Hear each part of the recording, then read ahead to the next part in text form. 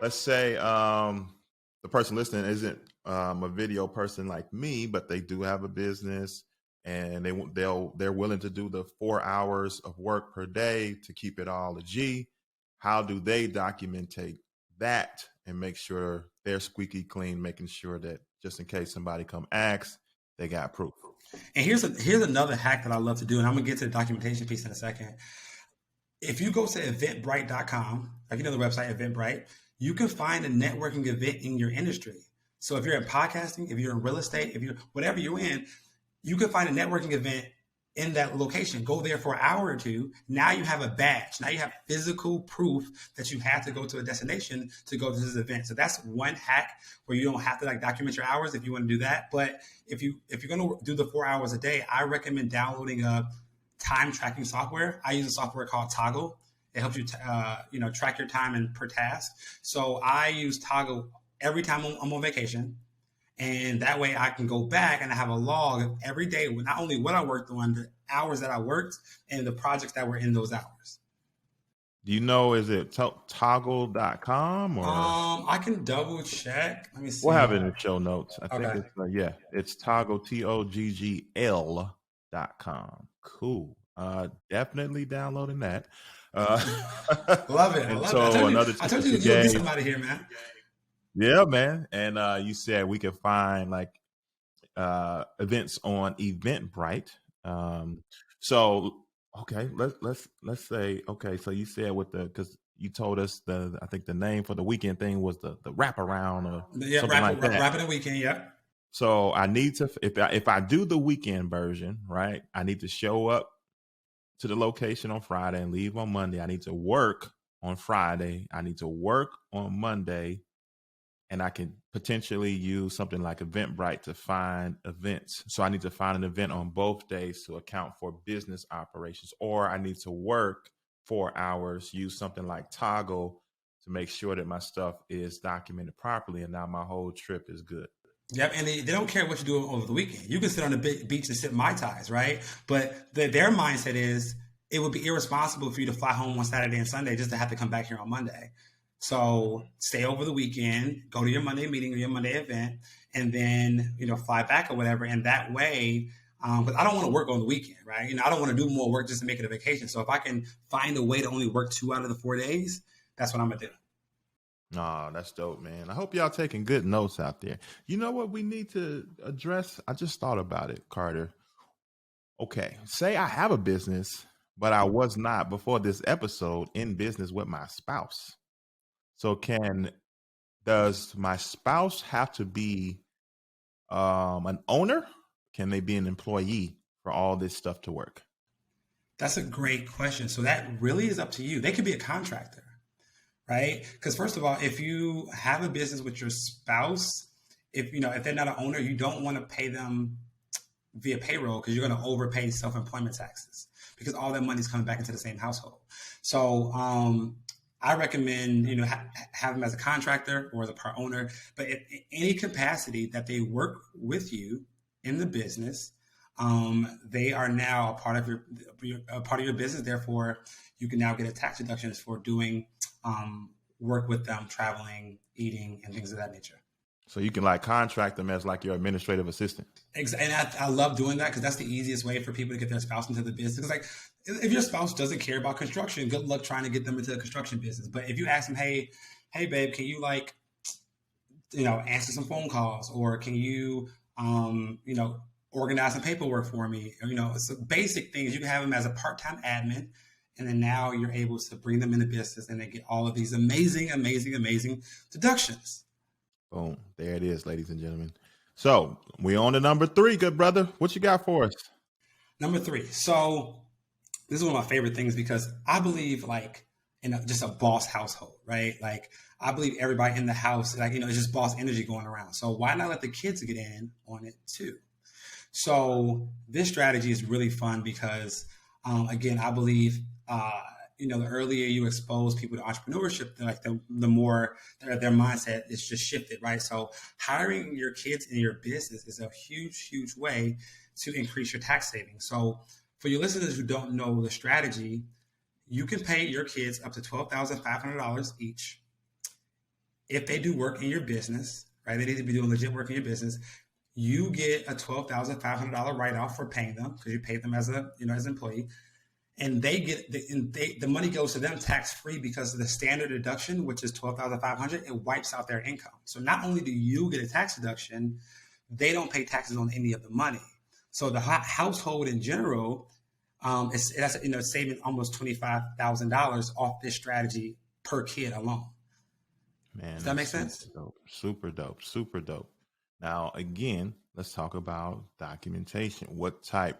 Well, first, before we talk about documentation, what is in the IRS mind a good age for kids to be working? So I know your 6-month-old cannot be on payroll. I love it because that is the first question I always get. Like, man, like, can I get a 6-month-old? Like, no. Let's all be smart here. So, it's my recommendation, right? Because there's no code that says, hey, these are the ages. They have to be doing reasonable work. So, in my opinion, the kids should be between the ages of 7 and 17. Because once they go over 17, there's some different tax laws because they're now an adult.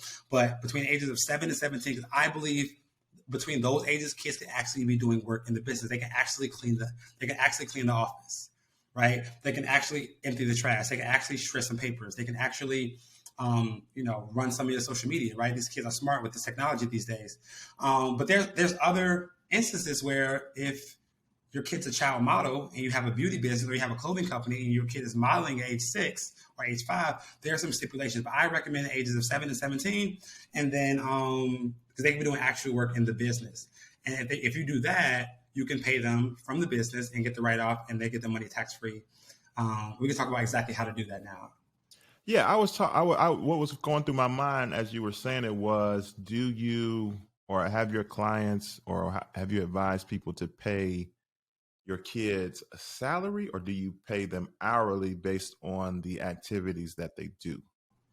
Yeah, so we always want to pay them a reasonable wage, right? So if the kid's working 5 hours a month and you're trying to give them $2,000 a month, like, that's not going to work. That's not a reasonable compensation, right? So you can put them on salary and give them like your cut is $1,000 a month because that'll bring you up to the $12,500, and then just have them do random tasks throughout the month. Or you can put them on salary for a specific amount of hours. The bigger part is that how to pay them, right? So you do not have to issue kids a W-2. You do not have to put them on payroll because the income, you only need to issue a W-2 if there's earned income. The income is going to be wiped out, so you don't need to issue them a W-2. There's one reason why you do that, and I'll talk about it in a second. But the easiest way is to have your kids you can open up a bank account for your kids. It's simply transfer the money from or PayPal, Zelle them the money from your business account to their account with their name on it. Because therefore, there's your tracking, right? We have proof of monthly wires and monthly transactions going from your business to their account. And then you have proof of work. And that's all you need to pay your kids. You don't have to get in complicated W-2 situations unless you want to. And I'll give you the reason why in a second. I was wondering, before you give us that, how are we annotating these transactions? Like, say I sent my son the money after we opened up an account for him, and I'm sending him a certain amount of money every month based on his work activities. How is our bookkeeper annotating what that transaction is? I love it. So what we do the best, and we did a lot of research on it, the best category to do this is put them as outside labor. Okay? Outside labor, because if you put them if it's an employee, the tax system when you file your taxes is going to say, hey, where's a W-2, right? It's going to spit it out, right? So you want to pay them as outside labor. We've been doing that, and I got that from a veteran CPA by the name of Mark Kohler, amazing CPA. And paying them as outside labor allows you to document it right, so you can separate it from your other contractors, but not cause red flags, if they see like employee line item and you're not giving them a W-2. Oh man, this is good stuff. This is good. Now you're about to say something before I rudely interrupted you with my question. No, because the question that you have is the question that your listeners are going to have. So these are all are great questions, So now you don't have to issue them a W-2. You can, again, pay them as outside labor, use Zelle, transfer, however you want to pay them. But There's a wealth hack that this is the only reason I would give them a W-2. So when you pay your kids, right, they now have earned income, which means that you now could open up a Roth IRA for them, fully funded with $6,000 of the $12,500, and now you can start earning tax-free investment money for your kids.